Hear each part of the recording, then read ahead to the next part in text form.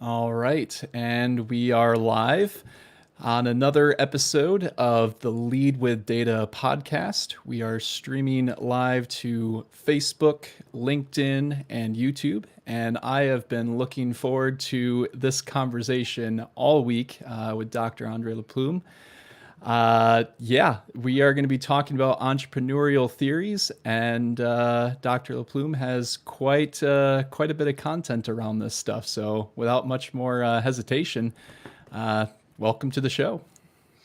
Yeah, thanks for inviting me, Andrew. It's nice to catch up and to see what you're up to with the show. And I'm happy to be here. We met at Michigan Tech. So my first job as a faculty member was at Michigan Tech. So I finished my PhD from the Asper School of Business in Winnipeg, Manitoba, in Canada, and I took the job at Michigan Tech. And Michigan Tech, primarily is an engineering school, and lots of engineers taking MBA programs as essentially as a fifth year or as a year after they finish their engineering, so that they have that leg up. So I spent 7 years at Michigan Tech before returning to Canada more recently. So now I'm at the Ted Rogers School of Management in Toronto, in Ontario.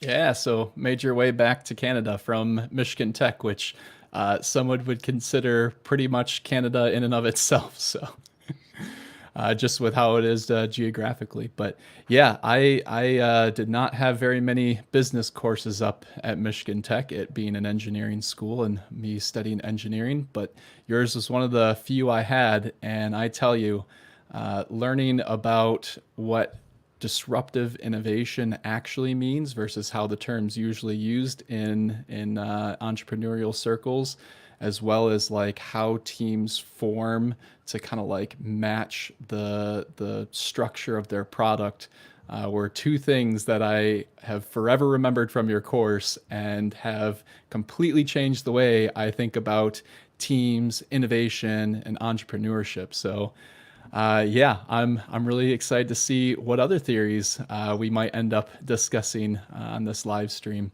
So you have extensive experience with entrepreneurship theories, and as I understand it, you've put together a website that covers entrepreneurship theories, right? That's right. So my co-author actually on this website is my spouse, Sepide Yaganagi. But we actually met because she was a PhD student under the same advisor as I had. His name's Parshitam Das. And so he inadvertently was a matchmaker for us when we got us together for research. And we wrote some papers together and published them in some good places. And then the relationship sort of evolved over the years, and here we are now. And during the process of getting to know each other, what happened was we went out camping for a summer. It was actually almost a 2-month period that we were out camping. Wow. With my sons. They joined us as well. And, every night by the campfire, we'd have conversations. And, so because we're both entrepreneurship scholars, the conversation would sort of naturally gravitate over to shop talk. But it was just kind of interesting, at 10 o'clock at night over a glass of wine by the fire, talking about entrepreneurship theories. And we both identified a gap, although I think she saw it in a different way, because she had done some of her degrees in Iran, where it's not always easy to gain access to information. She was finding herself in a position where she would sometimes have to pay fees for articles, that were behind paywalls, or asking professors directly or researchers directly for copies of papers. And most faculty, most people are pretty accommodating with that sort of thing, and they'll just send you over a copy by email, not a problem. And actually professors are allowed to do that in most parts of the world. But not everybody wants to do it, and not everybody has time to do it. And so it ends up being kind of a challenge to gain access to information. And so she had this motivation to develop something public that would be accessible around the world, which disseminates these theories. And I had a similar gripe. When I was studying strategic management and switching over to entrepreneurship, I wanted to learn all the theories, and there wasn't a place I could go to see what all the theories were. So I had to download many articles and spend a lot of time just trying to get the landscape of all the theories. And so we thought it would be good to create a website where we actually just do a summary, like a Cole's Notes version of each theory. And we tried to limit ourselves to just a page or 2 pages at most of textual description. And not only that, we tried to write it at a kind of like at a not a very high level of writing that would alienate readers, but we wanted it to be accessible to a large audience of people, not just scholars or not just graduate students who are looking for theories, but we wanted entrepreneurs or even prospective entrepreneurs or anybody really interested in entrepreneurship to be able to go and get a bird's eye view of the landscape of theories that are out there. So that was our motivation. Yeah, that's awesome. Yeah, access is always that first hurdle to learning pretty much anything new, and that's so great that you guys had this shared passion for not only the topic itself, but also making that accessible. I got the website, I think correctly, down here below, and if you Right. were to go and visit that, it would look something like this. So tell me, how many entrepreneurship theories do you have on this website? I think we have almost 90 of them published. We have a few Okay. more that are draft mode that we're sort of publishing as we go.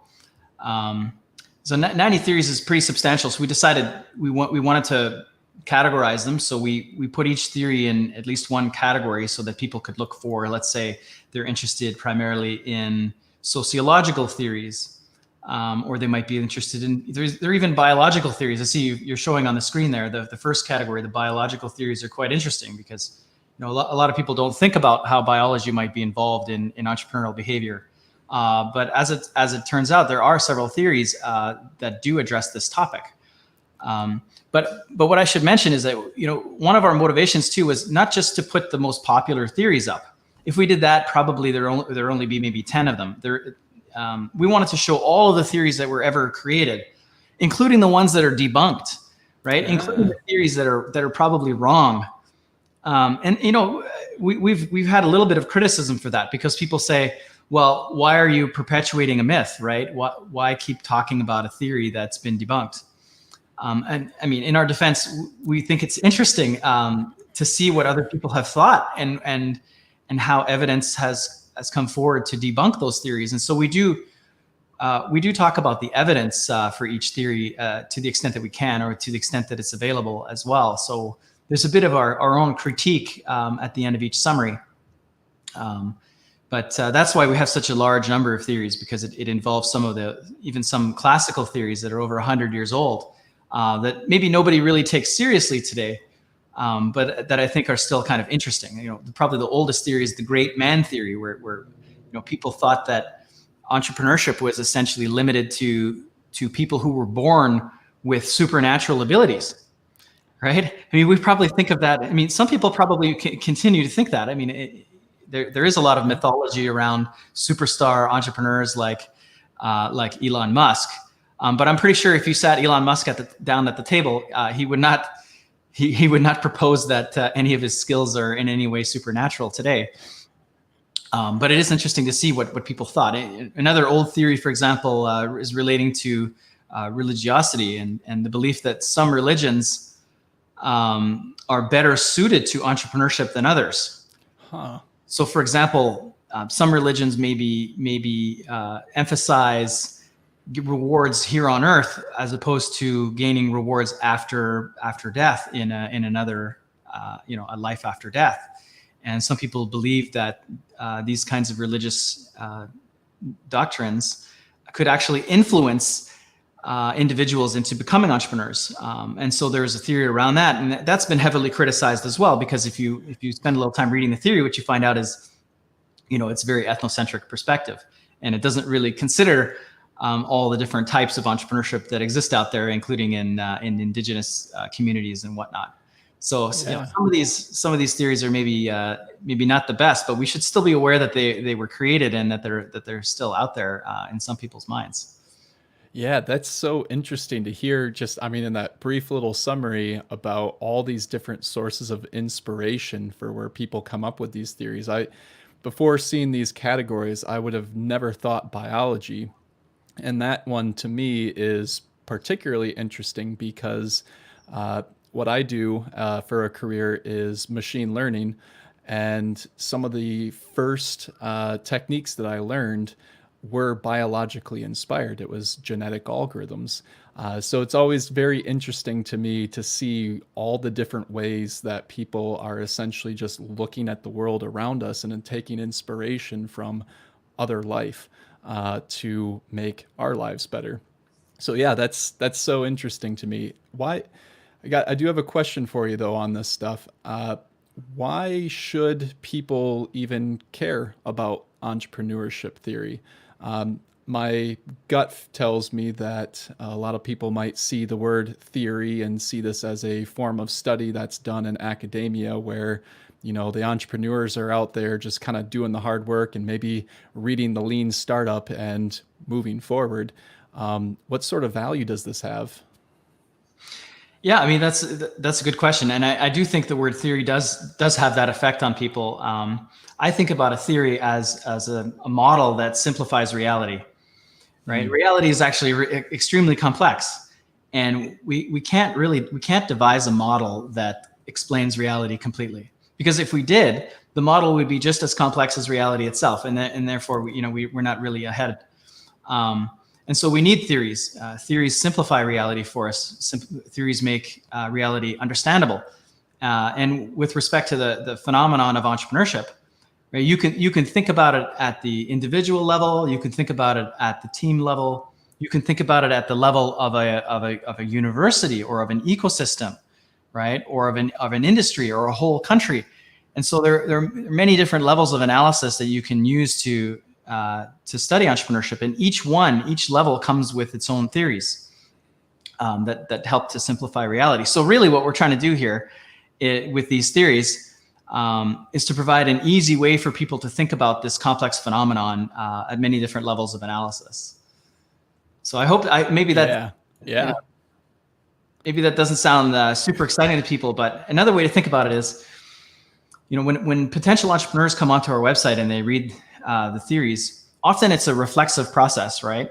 They think about themselves and their beliefs, and they look at the theories, and the theories actually help them to better understand themselves and better understand the experiences that they're going through, right? So it's not so much about having a theory that makes a firm prediction so that we can go out and test it. People who are reading the website are primarily reading it to get greater insights into their own lives and in their own journeys as entrepreneurs and entrepreneurship scholars as well. Yeah, maybe it's a poor analogy, but what that makes me think of is I love taking personality tests, even though maybe not all of them are particularly rigorous or maybe even helpful. But it's always really interesting to see the different archetypes that you end up gravitating towards. And I think, like you said, an individual is always, well, the world and an individual is always so complex that there's no way to kind of parse that down into a four-letter archetype if you're looking at the Myers-Briggs. But it can be really helpful in introspection, right? And trying to say, hey, this type of stuff seems to be consistent, but it's a little different here. And I wonder why that is, because it seems a little bit more like this one, this other type, or in this case, another theory. And without doing that sort of introspection, you might not have ever come across that sort of information. And it kind of sparks some ideation in the mind in different ways that you might approach something, right? Yeah, sure. I mean, we have one of the categories is the psychological theories, and it's been one of the most studied areas. And there are many different psychological characteristics that are associated with entrepreneurship. But what's interesting is there are so many of them, and it's been so studied that pretty much anyone can find themselves in some of these theories. And they can also find contradictory information in other theories, right? Sometimes they can disconfirm beliefs that they may have had or may have held, and that can also help them in their path forward. Very cool. Yeah. So where are you seeing people using this resource, right? So this is a website, you've got analytics on it, you've seen people from various different places using it. Are there like some hot spots where this is getting picked up? Sure. Yeah. So it was really interesting because when we built the site, we weren't really sure who would be using it. At first, we imagined that it would be people perhaps in our network and students that we share the website with, and we do share the website with many entrepreneurship students, especially graduate students. But then when we started watching the analytics and seeing what happens, we get a lot of traffic from all over the world, especially the larger English-speaking countries. Actually, the most traffic we get at the moment is from India, and probably the second most traffic we receive is from the Philippines, another large, primarily English-speaking, or at least English as a second language environment, right? And we wanted to try to figure out, well, why is that the case? And we were able to talk to people who are using the website in some of those places, and they tell us that, well, it's nice to have a free resource that's available on the internet that isn't behind a paywall, right? And many of these, many universities, even in India, will have subscriptions to all the big databases, right? But some of the less well endowed schools that are out there, they really struggle with this issue of having subscriptions, and the students often struggle with the cost of being able to buy articles or even buy books. And so we're being used as an alternative to those things, those traditional the methods of learning about entrepreneurship theories. And I think that's why we see so much traffic from these emerging markets. We get many from Kenya, from Nigeria, from all over the place. We also get traffic from the United States and from Canada and from the UK, and also from Germany and other places where there are still some good chunk of English speakers. So it's international. I mean, if I look at the traffic over a 6-month period, we're covering like 140 countries have accessed. People from 140 countries have accessed the website. Wow. But when we look at it closely, we can see that often the traffic is coming from pockets at a time. So we could identify, say, within a city in India, we can realize that we can identify from the network, because we can see inside of analytics which network is being used to access the website. So we can sort of pin it down and say, oh, there's somebody at this university in Hyderabad or in Bangalore using our website in their class. And the reason we know is that we will suddenly get 150 hits, from that location from different people all in one day, and then sort of trickling off over a week or sometimes a whole semester. And that gives us a pretty good hint of how they're using the website. And we see that happening on a regular basis, to the point where today we're averaging around 1,500 readers, unique readers per week, which is it's a pretty good number when you consider that it's a website that has the word theories in it, right? Yeah, absolutely. So we're very happy to have that traffic, and it's been continuing on an upward basis, gradually over time since we launched it. And so we think Google's kind of slow in picking up websites and deciding to rank them. And so we still think that Google is learning how to rank our site better. And now when people search for pretty much any theory now, they'll search for emancipation theory, or they'll search for any theory that comes to their mind, disruptive innovation theory, one that you mentioned just earlier. And our website now comes up in the search results, often on the first page, or at least on the second page, and that then directs them to our website. I have to tell you, you kind of piqued my interest.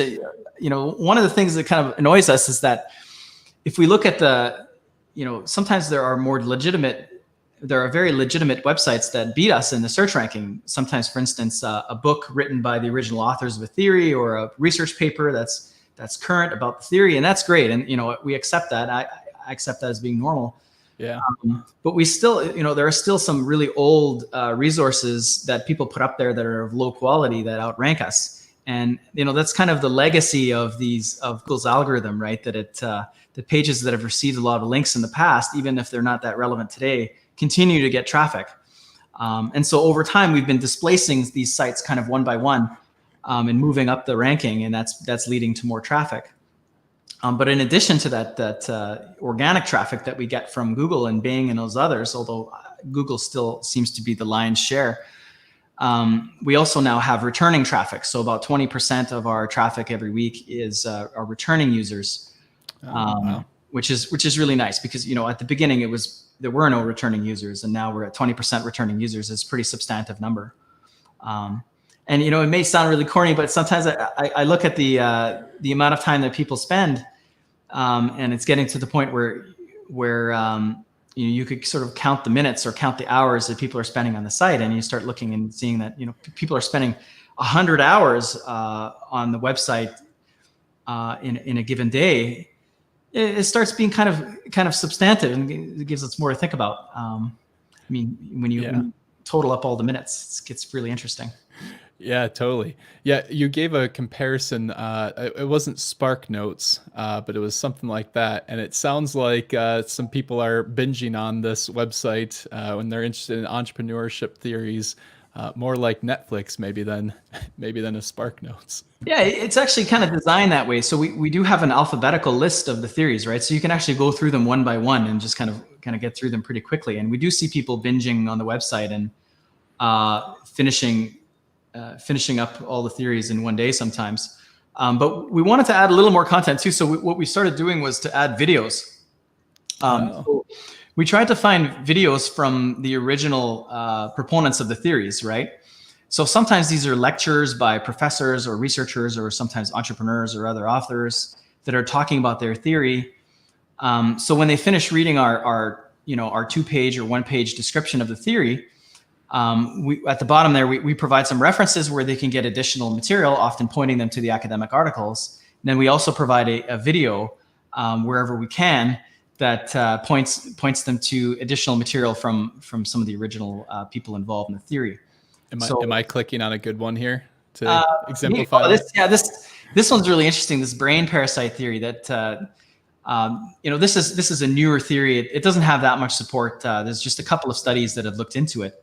But there's this belief that people who own cats are getting infected by this brain parasite, which actually it's kind of disgusting, but it kind of grows it grows cysts on your brain, and it leads to changes in your behaviors. And one of the changes is that it causes you to consider the consequences a lot less than normal. So you start to take more risks because you're less afraid of potential consequences. And the belief is that, you know, this parasite is sort of spread to cats from mice and other rodents, and it causes the cats to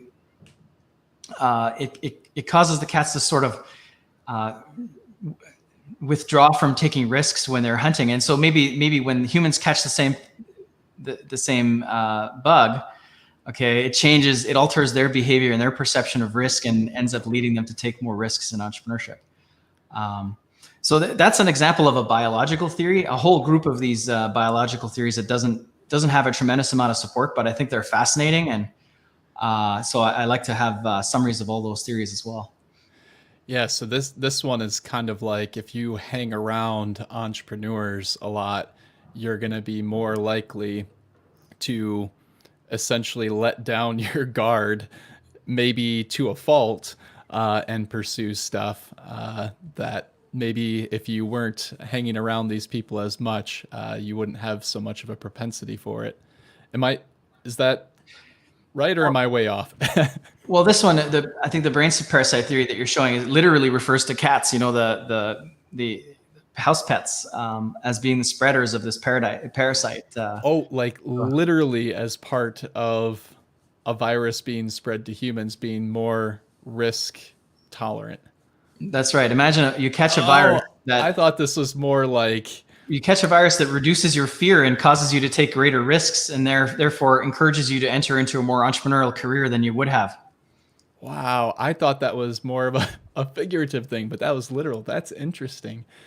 So I wonder if did this theory start because there was some correlation between cat owners and entrepreneurs, and they just started walking down a path and they ended up seeing this sort of correlation? Or do you know the history on this one?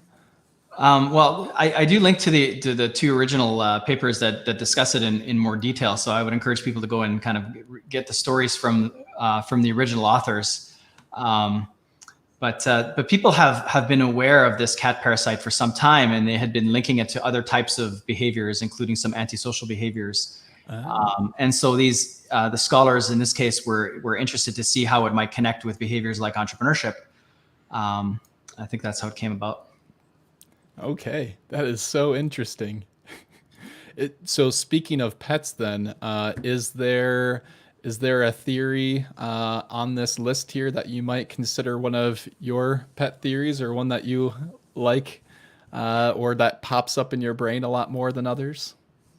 Well, I mean, there's one that we put up there some time ago called the stakeholder theory of entrepreneurship, and yeah, you should be able to find it under stakeholder theory of entrepreneurship. And that theory was sort of inspired by a couple of authors who sat together in a kind of a forum like this, having a debate about entrepreneurship theory. And I always found that this theory was very fascinating. And so I've actually just recently published a research paper in the Journal of Business Ethics, where we empirically examine this theory to see if it holds water. So actually, I should update now this blog post to include my new article. Yeah, I'd like to do that. But the idea behind this stakeholder theory of entrepreneurship is a little different from the stakeholder theory that we use in regular management theory. In management theory, we think of stakeholder management as an alternative to managing just for your shareholders, right? Because there are a lot of companies that tend to focus just on what the shareholders want, to the detriment of other stakeholders. And stakeholders may include, employees could be stakeholders, communities are stakeholders of firms. Even the natural environment could be considered a stakeholder. Obviously, customers are an important stakeholder. And within stakeholder theory, investors are an important stakeholder, but they're kind of one stakeholder among many, as opposed to being the most critical constituency of the organization.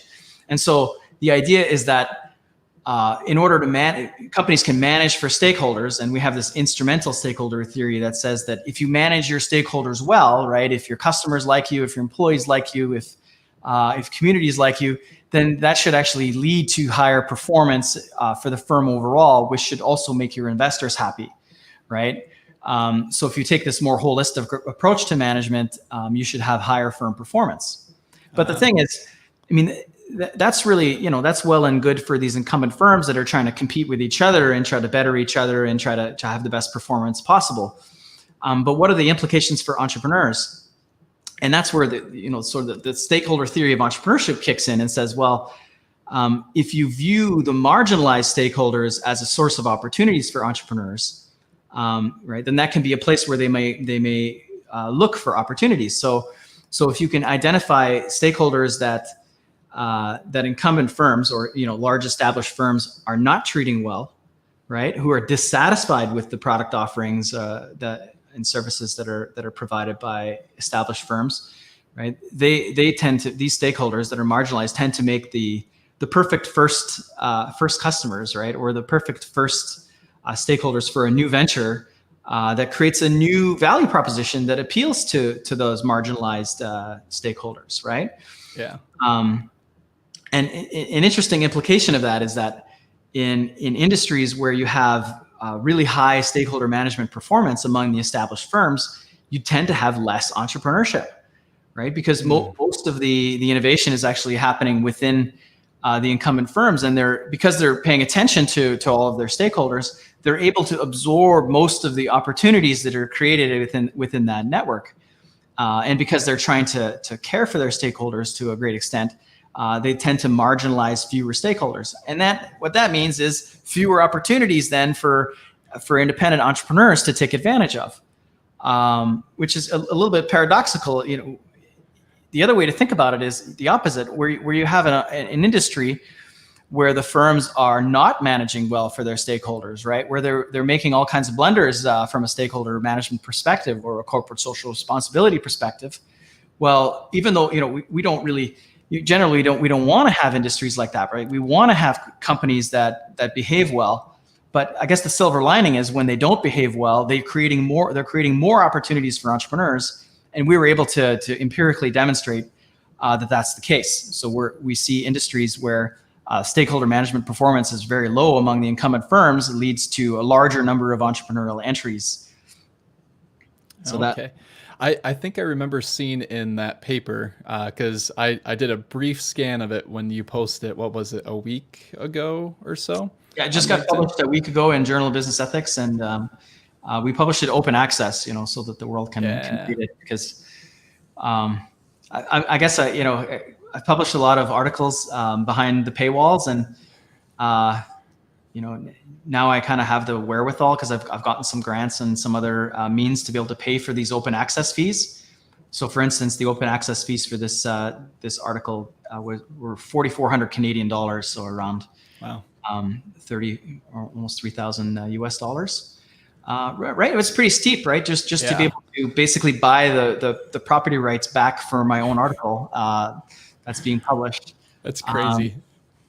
But that the website kind of inspired me to do that more as well, because when I see how many people from emerging markets are accessing the website, and when I understand that their motive is to often get around paying for access to information, right? It also motivates me to publish scientific papers in open access form so that more people can view them. It's good for me too, right? Because if more people read them, then maybe more people cite them, and that's good. Yeah, there you go. Yeah, so you've mentioned that you've had contact with some of these people who have accessed your website online from different countries, and basically we're asking them how they ended up using the website and all that type of stuff. Did any sort of interesting stories come out of people's use of your website? Well, I mean, in different contexts. I mean, often people who are using the website they may be graduate students who are trying to find inspiration for their dissertation or for their thesis, right? When you're doing research for a thesis, you're supposed to break some new ground, right? But how do you break new ground when you don't really have a grasp of the ground to begin with, right? So a lot of the stories start out with, I was really kind of lost as to what I wanted to study or what I wanted to do my thesis on.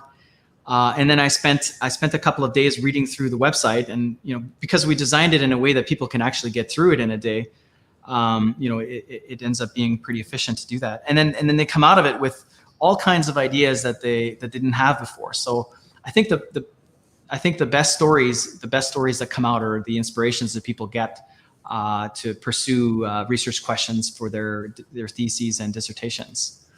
Yeah, that sounds really similar to.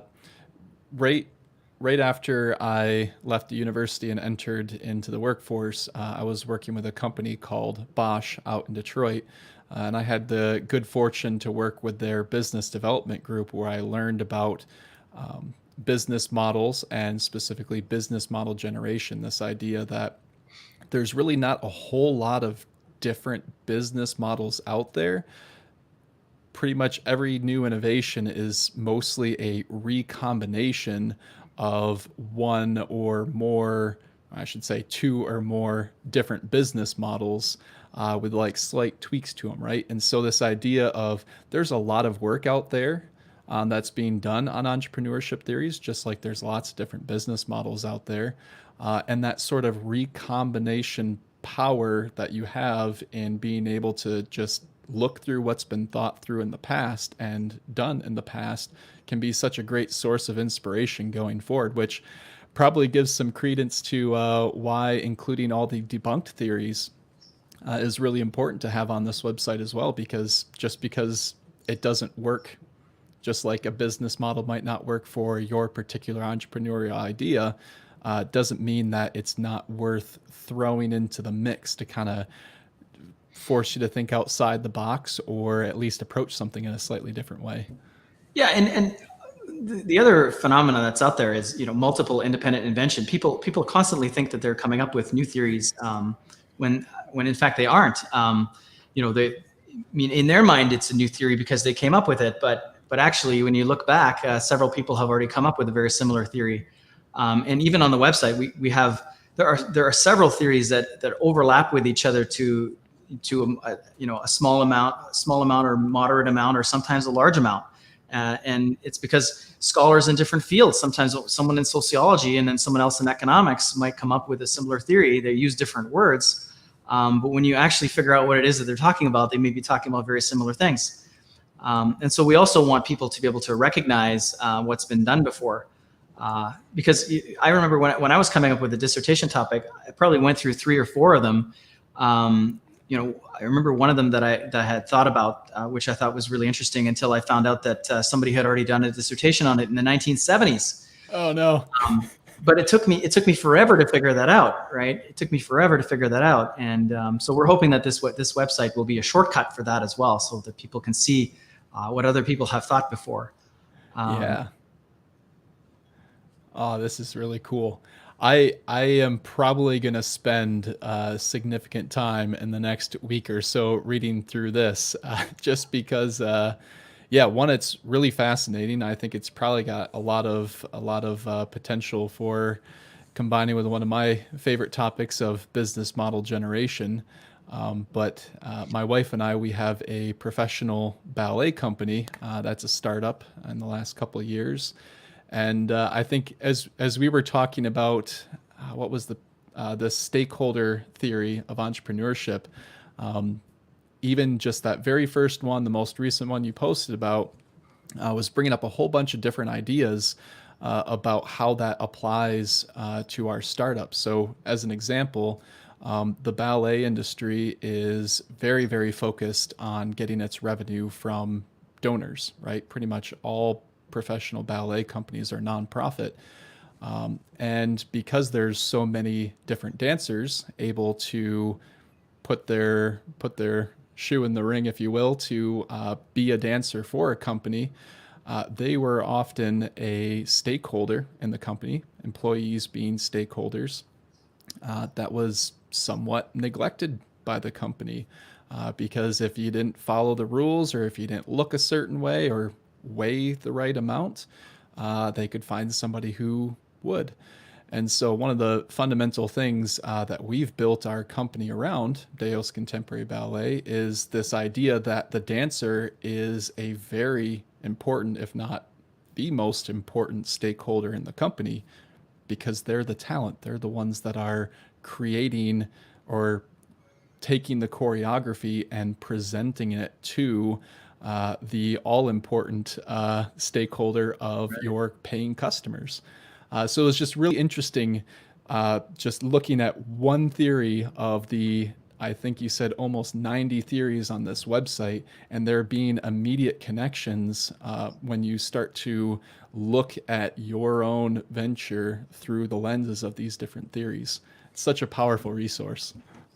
Yeah, I think my favorite, Marshall McLuhan is one of my favorite Canadian academics. I don't know if you're familiar with him, but he used to say that all there are points of view, right? And each of these theories is really just a different point of view. I don't really think that any of them are true, right? In the real meaning of the word true. Some of them have some empirical support. Others have little. I think probably in reality, several theories help to explain different parts of what's going on, right? But fundamentally, these are just different points of view. And I think that the more points of view that we can assess and consider, the better off that we are. And I just want to mention, it used to be sociology was one of the hottest areas in research relating to things like entrepreneurship, and then it sort of switched over to economics. But even there, in sociology and in economics, the individual is a bit marginalized, right? They're kind of, especially in economics, they're considered to have certain characteristics, like they're rational and self-interested, and they have some pretty strong assumptions about the nature of reality, such as perfect information being available out there. Yeah. And then they kind of go off and they do their theory work, but they tend to leave the entrepreneur out a little bit. And then more recently, management scholars have started to talk about entrepreneurship. Business schools used to be primarily designed to produce students that would go and work for large corporations, right? So you were basically being trained to be a corporate manager.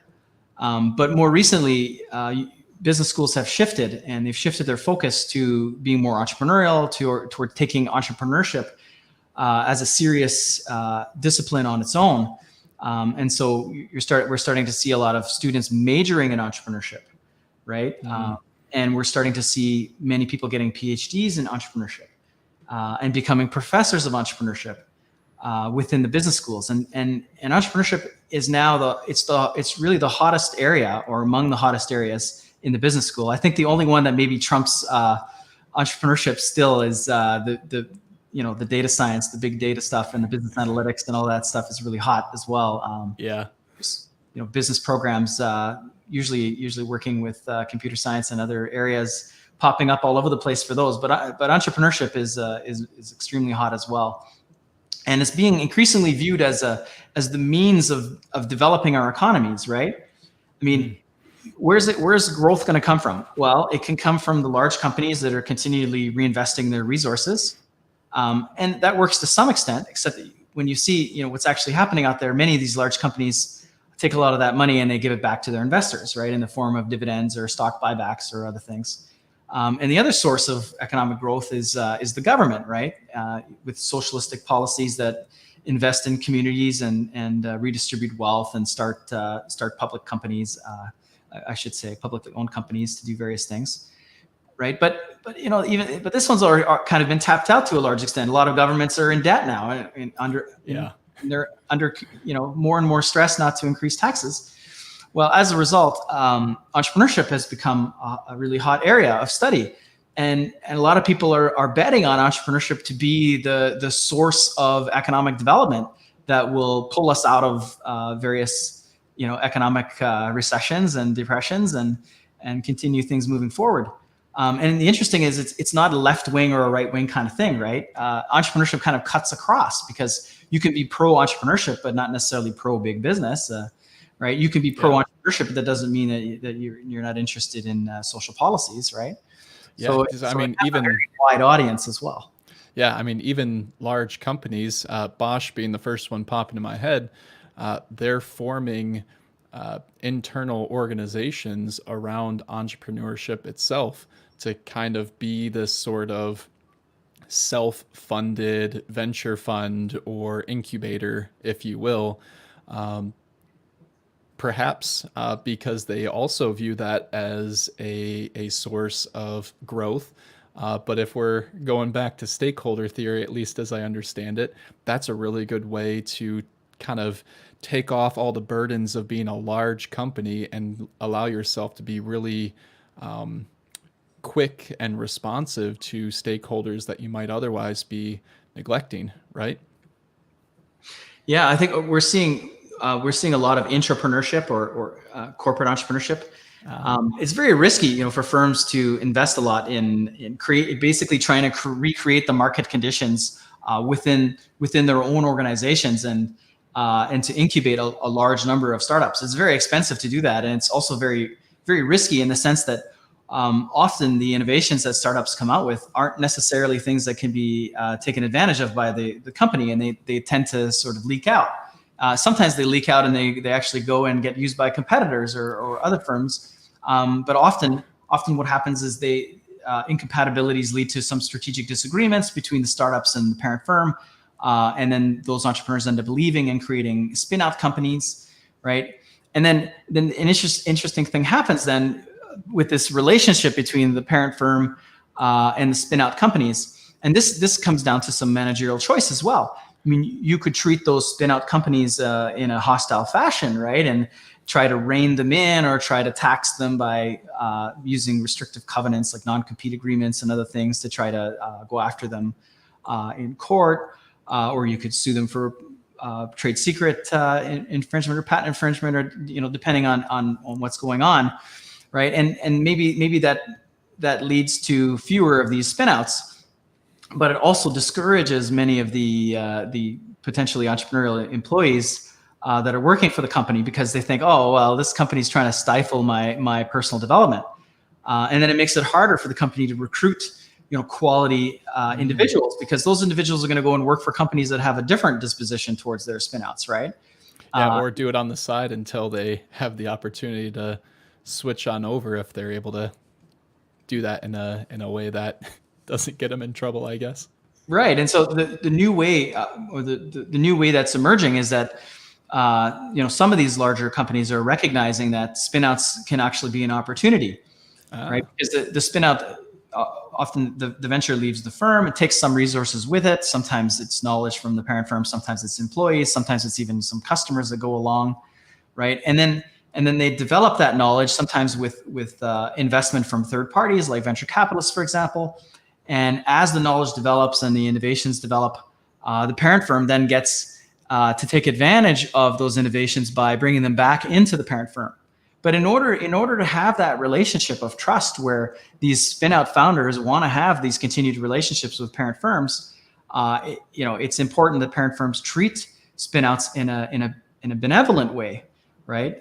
Encourage them or support them, rather than trying to stifle them with legal tools and those sorts of things.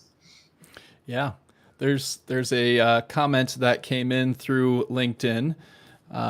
Someone commented, "I feel large organizations by design can't be innovative. You need to color outside the lines."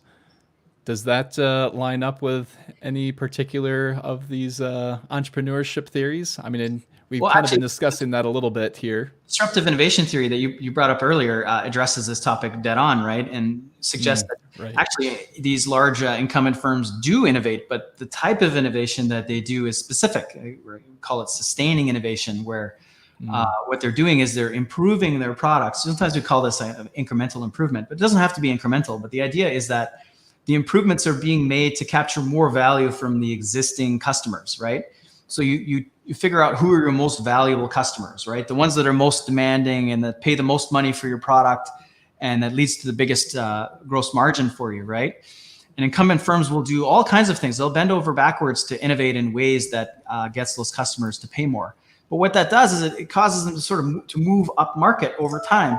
So they're constantly, as they chase those high value customers, they're starting to alienate the marginal customers, the ones that are just barely customers, right?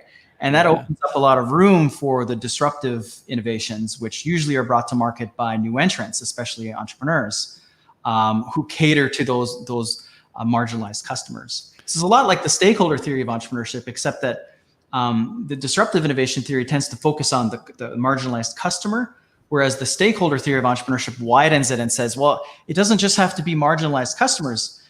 You can also take advantage of marginalized suppliers and other partners, other stakeholders involved in the network, who may be interested in working with you. Oh, that's so interesting. I'm really glad you made that connection, because I've been telling everybody who I end up talking about entrepreneurship with about disruptive innovation, and this sort of, I think the example that I learned through your class was from Clayton Christensen, who kind of coined the term or did the initial research around it. I'm not sure on the history of it, but the example there was the American steel mills, right? So as the existing large incumbent firms started going to higher and higher profit margin steel, there was a different technique for creating steel that happened to be much more cost effective, but only on much lower grade products. And by beginning to capitalize on that lower grade product line, they were able to get the revenue that a smaller firm can survive on, that a large firm doesn't care about or can't really survive on. And then they just end up start chasing the larger firms up that chain of value until eventually they replaced the incumbent before they realized it was too late. But it's so interesting that it's not just customers, that there's some sort of natural tendencies once you have a level of scale to go after that might marginalize employees. It might marginalize suppliers, like you said. And I think that's just such an interesting place for people who are starting their entrepreneurship journey to kind of open up and explore and see if there's partners within the value chain that they might be able to collaborate with in a way that the big players can't, right? Yeah, one example that's often used is if you look at these ride sharing services like Uber or Lyft. If you look at the product from the perspective of the end user, who's the rider, not a lot has changed. Yeah, you can hail your ride. Yeah, it still gets you from A to B. The experience in the car is slightly different. You pay a little differently. Yes, but if you look at taxi drivers versus Uber drivers, right? These are a supplier to the industry, or in some states they're considered employees of the industry, which were marginalized during the taxi era, where it was very difficult to become a taxi driver, and if you became a taxi driver, you had to work for these big companies that had very specific rules, and really it locked a lot of people out of the market for using their own cars to make money for themselves, right? So in that case, it isn't really the innovation on the customer side that seems to be important. It seems to be the innovation on the supplier side. So I think that's a pretty neat example. Yeah, absolutely. Well, this has been simply fantastic. I really hope we get the chance again soon to sit down and talk about maybe more specifically about some of these different theories, whether they're the debunked ones, which could be kind of fun, or some of the latest ones, or I don't know. Yeah, I mean, there's probably a some of the debunked ones are interesting. They're also controversial, right? Because some of them can be interpreted as being potentially misogynistic or maybe racist or ethnocentric in some way, so they are quite interesting. But I think we could talk about them, and we could sort of look at some of the newer theories that debunk them or replace them as well. Yeah.